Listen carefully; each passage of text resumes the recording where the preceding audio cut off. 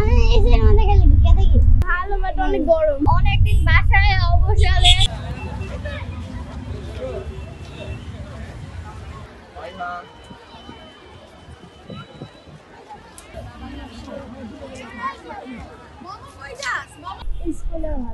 অনেকদিন পর বন্ধুদের সঙ্গে কেমন মজা হলো? ভালো বাট অনেক গরম। কয়দিন পরে খুললে অথবা অনলাইনে ক্লাস হলে ভালো হতো।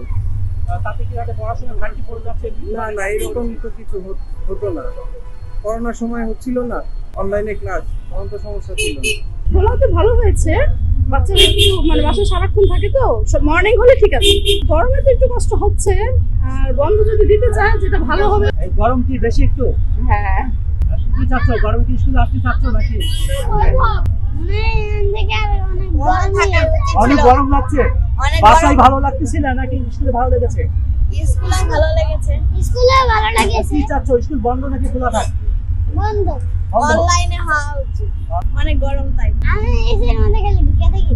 খুবই ভালো লাগছে, বন্ধুদের সাথে দেখা হয়ে অনেক ভালো লাগছে।